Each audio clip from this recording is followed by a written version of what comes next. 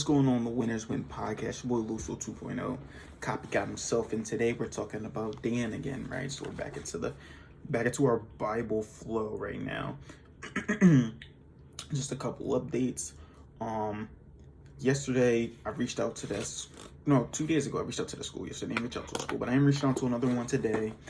Just trying to get one of them to reply back to me so that I can speak there and speak to the youth and really just keep getting my stuff out there, getting my content out there, getting my word out there. So it will be exciting as soon as someone does get back to me. Secondly, my wife did an amazing job creating her website. I'm not gonna lie, I gotta hire her. So I need her to do my website as well, because my first one was looking pretty crazy though. So she's gonna work on my website for me, and that's gonna help me even more of my stuff. Third of all, my group is continuing to go, and I think we may do book club this week. That's another thing too. Let me talk to you about something. When y'all are reaching out to people, yes, you should clothe your offer, but don't say one thing and then say another thing. Like, for example, yesterday I was talking to a person about getting interviewed on my podcast, because you wanted to interview him on my podcast and you spread his word, spread what he does all into our podcast. And instead, he tried to read off of a script and try to sell me on something else. And that's what makes it uncomfortable. You could tell he was uncomfortable doing it. And on top of that, it was so fake. I don't know. All right, I know you feel that way, right? He just kept reading right off of a script. Be confident, first of all. Secondly, don't tell me you're going to get on my podcast. We didn't even record an episode. I stood up till 10:30 at night thinking that we were doing a podcast episode today, doing an interview, and instead you're trying to sell me some stuff. That stuff's annoying.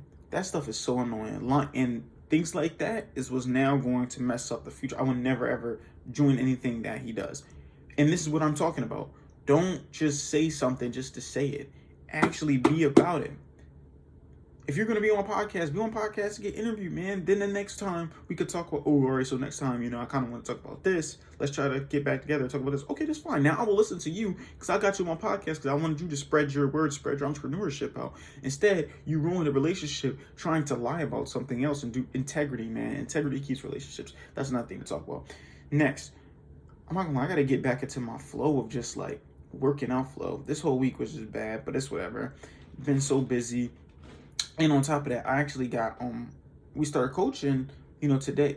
Yesterday was the first practice. Looked way better. Kids look way better out there. They're actually making layups now, making shots, and then now we're gonna have them.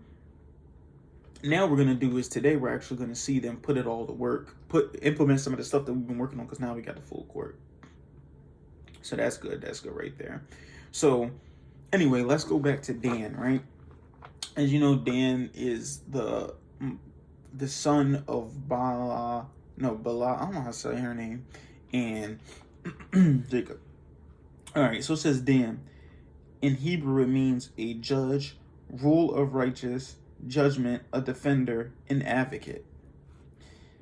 Fifth son of Jacob. His mother was Bilhah, Rachel's handmaid. When he was born, Rachel said, God had judged me and hath also heard my voice, and have given me a son. Therefore called she his name Dan.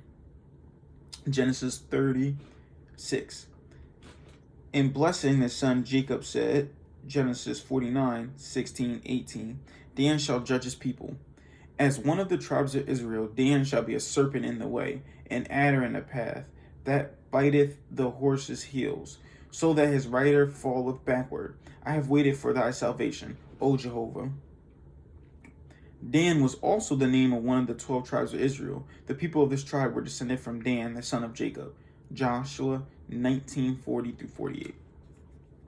So that's where Dan pops up in the Bible. For you guys that watch my stuff and don't know where I'm pulling from the Bible, this is where I'm pulling from the Bible. All right, so metaphysically, the faculty of judgment in man in its earliest expression before it is lifted to the spiritual plane. The faculty of judgment when expressed in sense consciousness. often makes one to be of a critical and backbiting disposition. One needs to understand this faculty and to balance it with love. So you have to balance judgment. You have to balance judgment with love, which actually kind of makes sense. We were actually talking about that in my district manager training. You can't just be all judgment or all rule or all anger, like this needs to get done. You can't just bark orders. You also have to show love with it. You also have to give compassion with it every single time that you work with somebody. Balance it with love. Oh, you did a good job with this, but how about we try doing this? And we do that. Like, you have to judge, but you also have to add in that positivity to it. Dan aligns well. That leapeth forth from Bashan. This shows the strength, the conquering power, and the fruitfulness. Lying in Bashan. That lie back of good judgments, righteously expressed. Dan wasn't that long, actually. But that's the point that I'm supposed to matter. When you go to coaching someone, right, you want to make sure that you have them with positivity and judgment. So you want to lead with positivity. So if you want to do a coaching conversation with someone, try to coach someone, you want to lead with positivity. Okay, listen, I think you do this. And I like people to self-discover, right? What do you think that you're doing well in?